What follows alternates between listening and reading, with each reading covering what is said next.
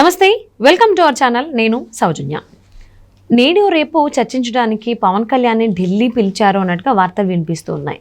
So ఒకసారి పవన్ కళ్యాణ్తో భేటీ అయిన తర్వాత మోదీ అలాగే అమిత్ షా పవన్ కళ్యాణ్తో అలాగే చంద్రబాబుతో కలిసి పొత్తులకు సంబంధించి చర్చిస్తారు, ఫైనల్గా ఏం డిసైడ్ చేసుకున్నారు ఏంటని చెప్పేసి అని బయటికి చెప్పేటువంటి అవకాశాలు ఉన్నట్లుగా వార్తలు వినిపిస్తున్నాయి. వీటిలో ఎంత వాస్తవం ఉంది ఏంటి, ఈ అంశానికి సంబంధించి మనతో మాట్లాడడానికి, వారి విశ్లేషణని మనతో పంచుకోవడానికి ఈరోజు మనతో పాటు ఉన్నారు సీనియర్ పొలిటికల్ అనలిస్ట్ అంకమరావు గారు ఉన్నారు. వారితో మాట్లాడదాం. నమస్తే. నమస్తే అండి. నేడు రేపు పవన్ కళ్యాణ్కి ఢిల్లీ నుంచి పిలిపోస్తోంది లేదా వచ్చింది. సో ఆయన ఢిల్లీ వెళ్ళి అమిత్ షాని అండ్ మోదీని కలిసేటువంటి అవకాశాలు ఉన్నాయి.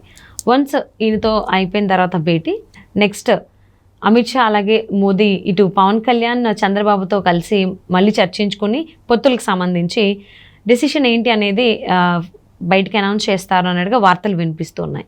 ఇది ఎంతవరకు వాస్తవం అంటారు? అంటే ఇందులో వాస్తవాలా అవాస్తవాలా తీసి పక్కన పడేస్తే అవకాశం దొరికింది కాబట్టి భారతీయ జనతా పార్టీ వాళ్ళు ఆడుకోవడానికి ఈరోజు అవకాశం దొరికింది ఆవిడకి.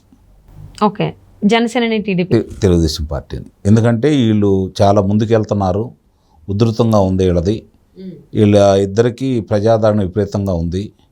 ప్రభుత్వానికి రాబోతున్నారు కాబట్టి, కేంద్రంలో మేమే రాబోతున్న సంకేతాలు ఉన్నాయి కాబట్టి బెట్టు చేసి భయపెట్టి బెదిరించి ఎక్కువ స్థానాలు అడిగి తీసుకోవాలని తన అధికారాన్ని, అంటే ఇక్కడ జనాదరణ లేకపోయినా కూడా కేంద్రంలో ఉన్నటువంటి వాళ్ళకు ఉన్నటువంటి ఈరోజు అధికారంలో ఉన్నారు, రేపు అధికారంలో వస్తామనే నమ్మకం వాళ్ళకు ఉంది కాబట్టి మేమే అధికారంలో రాబోతున్నాం, మా మాట వింటారా లేదా మీరు అని చెప్పని వీళ్ళని బలవంతంగా ఒప్పించే కార్యక్రమం చేస్తున్నారని చెప్పి చాలా స్పష్టంగా అర్థమైపోతూ ఉంది.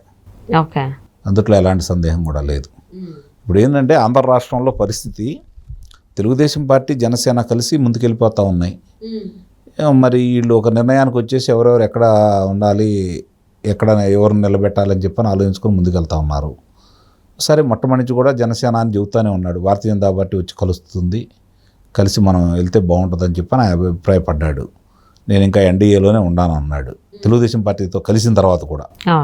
అలాగే తెలంగాణలో కూడా కలిసి పోటీ చేశాడు ఆయన వాళ్ళతోటి.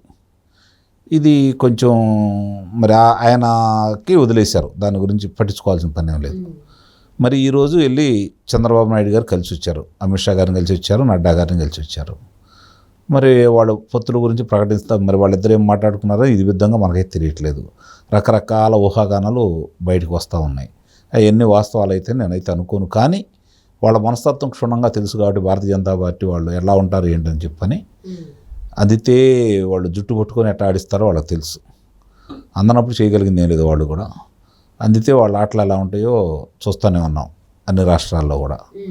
తిరిగి అదేవిధంగా చంద్రబాబు నాయుడు గారిని కూడా, అంటే చంద్రబాబు నాయుడు గారు అంటే వాళ్ళకి ప్రత్యేకంగా ఒక రకమైనటువంటి ద్వేషభావం ఉన్నమాట మాత్రం వాస్తవమే. అందుట్లో ఎలాంటి సందేహం కూడా ఏం లేదు. ఈరోజు మళ్ళీ అధికారంలో రాబోతున్నారని కాబట్టి చంద్రబాబు నాయుడు గారిని పిలిచారే తప్ప లేకుంటే వాళ్ళు అవకాశం ఇచ్చేవాళ్ళు కాదు. ప్రజాభిప్రాయం చాలా ఎక్కువగా ఉంది, ఈ ప్రభుత్వం మీద బాగా వ్యతిరేకత ఉంది, ప్రభుత్వంతో పాటు మా మీద కూడా వ్యతిరేకత ఉంది. ఇప్పుడున్న ప్రభుత్వంతో మేము కలిసి వెళ్ళినా కూడా మాకు పుట్టగతులు ఎటు ఉండవు, శాసనసభలో కానీ లోక్సభలో కానీ అవకాశం రాదేమన్న ఉద్దేశంతో వాళ్ళు ఆడిస్తున్నటువంటి నాటకమే ఇదంతా. నిజంగా దీని గురించి అనుకుంటే ఒక నిర్ణయానికి వచ్చేసి ఇదిగో మేము ఎట్లా అనుకుంటున్నాం, మాకు ఇన్ని కావాలని అడగటం అనేది ఒక పద్ధతి. మరి అసలు ముందు దానికంటే కూడా ఆంధ్ర రాష్ట్రంలో జరగాల్సినటువంటి కొన్ని కార్యక్రమాలు వాళ్ళు చేసినట్టయితే 4-5 స్థానాలు అధికంగా అడిగినా కూడా పెద్ద ఇబ్బంది ఉండేది కాదు. ఈరోజు ఆంధ్ర రాష్ట్రంలో ఉన్న పరిస్థితులు ఏంటి, ఎంత అమానుషంగా ఉన్నాయి, పరిపాలన ఎంత అధ్వానంగా ఉంది, ఎంత కక్షపూరితంగా ఉంది, ప్రజలంత ఇబ్బంది పడిపోతున్నారు, వ్యవస్థలు ఎలా ఉన్నాయి, ఇవన్నీ వాళ్ళకైతే తెలియనివేం కాదు కదా. భారతదేశంలో ఇంచే ఎక్కడెక్కడ ఏం జరుగుతుందో వాళ్ళకి తెలుస్తూ ఉంటాయి, వాళ్ళకున్న వేగులు అలాంటి వాళ్ళు. మరి అట్లా అన్నీ తెలిసిన తర్వాత కూడా ఇక్కడ జరిగే పరిణామాలకు ఇంకా ఊతమిస్తానే ఉన్నారు కాబట్టి, అంటే ప్రజాభిప్రాయం ఉంది కాబట్టి వీళ్ళతో కలవాలనుకుంటున్నారు తప్ప మనస్ఫూర్తిగా కలవట్లేదు అనేది మాత్రం ఒకటి అర్థమైపోతూ ఉంది. ఓకే, ఎవరేమనుకున్నా అదైతే మాత్రం వాస్తవం, అందుట్లో ఎలాంటి సందేహం ఏం లేదు. రీసెంట్గానే ఆల్రెడీ చంద్రబాబు అమిత్ షాని కలవడం జరిగింది. మళ్ళీ కొన్ని రోజుల తర్వాత మళ్ళీ చంద్రబాబుని పిలుచుకుని మళ్ళీ పొత్తులకు సంబంధించి భేటీ అవ్వబోతున్నారు అనేది, అంటే ఇక్కడ ఎవరు బెట్టిగా ఉన్నారు? చంద్రబాబు గారు కలవడానికి అయిష్టంగా ఉన్నారా, లేకపోతే అసలు ఎందుకు అంటారు ఏంటి? తప్పనిసరి పరిస్థితుల్లో రాష్ట్రంలో జరిగే పరిణామాలను దృష్టిలో పెట్టుకొని కార్యకర్తల్ని కాపాడుకోవడం కోసం, భవిష్యత్తులో రాష్ట్ర అవసరాలను దృష్టిలో పెట్టుకొని చంద్రబాబు నాయుడు గారు ఒక మెట్టు దిగి ఒక ఆలోచనకు వచ్చేసి ముఖ్యంగా ఆయన కార్యకర్తల్ని రాష్ట్ర ప్రజల్ని కాపాడుకోవాలనే ఉద్దేశంతో ముందుకెళ్తున్నాడు. ఇప్పుడు ఆయనకి ఇప్పుడు ఏం సాధించాలి? రేపు అధికారంలో వస్తుంది ముఖ్యమంత్రి అయితే ఏం సాధించాలి? 294 మంది శాసనసభ్యులున్న శాసనసభలో ఆయన ముఖ్యమంత్రి. ఈరోజు 175 స్థానాలున్న 13 జిల్లాలకు పరిమితమైన దాంట్లో 23 జిల్లాల నుంచి 13 జిల్లాలకు పరిమితమైన రాష్ట్రంలో ఆయన అంతకంటే వరగబెట్టేది ఏంటి? లేకపోతే ఆయనకు వచ్చే ఘనకీర్తులు ఏముంటాయి?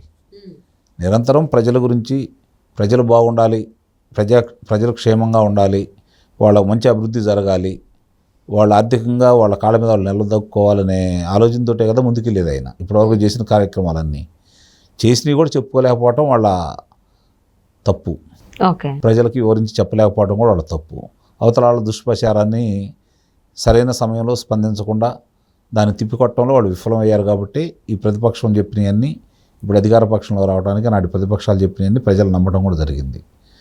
ఇప్పటికైనా సరే వాళ్ళు అంటే మళ్ళీ అధికారంలోకి వస్తున్నారని తెలుసు కాబట్టి, కానీ సంస్థాగతంగా చూసుకుంటూ ఉంటే వ్యవస్థలన్నీ ఇప్పుడు ఎవరి అదుపాజ్ఞంలో ఉన్నాయో వాళ్ళో తెలుసు కాబట్టి, మళ్ళీ రేపు పొద్దున కార్యకర్తలు కావచ్చు, నాయకులు కావచ్చు, రాష్ట్ర ప్రజలు కావచ్చు ఇబ్బంది పడకూడదనే ఉద్దేశంతో కొన్ని సీట్లు పోయినా పర్లేదు, రేపు పొద్దున కేంద్రంలో అధికారంలో వస్తున్నారు కదా అనే ఉద్దేశంతో ఒక మిట్టు దిగి చంద్రబాబు నాయుడు గారు వాళ్ళని కలుస్తున్నమాట వాస్తవమే. వాళ్ళు వీళ్ళని పిలిచారా, వాళ్ళు వెళ్ళారా అనేది తీసేది రెండో అంశం. అది మొదట అయితే కలవటం అయితే జరిగింది కదా, వాళ్ళైతే ఇక్కడికి రారు, ఈయనే అక్కడికి వెళ్ళాలి. ఎందుకంటే వాళ్ళ పరిస్థితి ఒకప్పుడైతే ఇక్కడికి వచ్చి ఉండేవాళ్ళేమో, వచ్చారు కూడా కొన్ని సందర్భాల్లో, కానీ ఇప్పుడు వాళ్ళ పరిస్థితి కాదు కదా. రాష్ట్రాలలో అన్ని రాష్ట్రాల్లో వాళ్ళు బలంగా వేణుకోవాలని వాళ్ళ ప్రయత్నాలు వాళ్ళు చేస్తున్నారు. ఆంధ్రప్రదేశ్లో అవకాశం లేదు కాబట్టి అవకాశం కోసం వాళ్ళు వాళ్ళ యొక్క బలాన్ని మించి అడుగుతున్నమాట మాత్రం వాస్తవమే. అంటే పొత్తుకు సంబంధించి ఇన్నిసార్లు ఎందుకు భేటీ అవ్వాల్సి వస్తుంది? ఒకసారి ఏమో అమిత్ షాతో భేటీ అయ్యారు చంద్రబాబు, ఇంకోసారి రాబోయేటువంటి రోజుల్లో మోదీతో చంద్రబాబు భేటీ అవ్వబోతున్నారంటే వార్తలు వస్తున్నాయి. అంటే పొత్తుకు సంబంధించి ఎప్పుడు మనకి క్లారిటీ వచ్చేటువంటి అవకాశం ఉంది? ఎలక్షన్ నోటిఫికేషన్ వచ్చేంత వరకు ఇలాగా పొత్తు భేటీలు జరుగుతూనే ఉంటాయి. ఈ ప్రక్రియ ఇలానే జరుగుతూ ఉంటాయి. అంత తొందరగా తెంచరు. వాళ్ళకి ఇష్టం లేకపోతే రేపు పొద్దున ఏమంటారంటే, చూసారా మేము అడిగినన్ని స్థానాలు ఇవ్వట్లేదు కాబట్టి అని చెప్పని వాళ్ళకున్న అధికారాన్ని ఉపయోగించుకొని వాళ్ళకి కావాల్సినవన్నీ బెట్టుతోటి సాధించుకోవడానికి ప్రయత్నం చేస్తారు. మరి ఆ త్యాగం తెలుగుదేశం పార్టీ శ్రేణులు చేయడానికి సిద్ధంగా ఉంటారా, లేదా చంద్రబాబు నాయుడు గారు వాళ్ళ ఒత్తిడికి తలొగ్గుతారా అనేది మాత్రం చూడాలి. ఓకే, సో ఎలక్షన్ నోటిఫికేషన్ వచ్చేలోపే ఈ పొత్తులకు సంబంధించి ఒక కులిక్కైతే కులిక్కి రాదు. ఓకే, ఎలక్షన్ నోటిఫికేషన్ వచ్చిన తర్వాత కూడా ఈ భేటీలు జరుగుతూనే ఉంటాయి. ఓకే, సో చూద్దామండి. సో పవన్ కళ్యాణ్ అయితే ఢిల్లీ వెళ్ళబోతున్నారు. ఆయన వెళ్ళిన తర్వాత మళ్ళీ వీళ్ళిద్దరూ కలిసి చంద్రబాబు అలాగే పవన్ కళ్యాణ్ కలిసి అమిత్ షా మోదీతో భేటీ అయ్యేటువంటి అవకాశాలు ఉన్నాయి ఈ పొత్తుల భేటీకి సంబంధించి అంటున్నారు. మరి ఇది ఎప్పుడు తేలుతుంది ఏంటనేది వేచి చూద్దాం. And thank you so much for spending your valuable time with Sankaprao గారు. Thank you.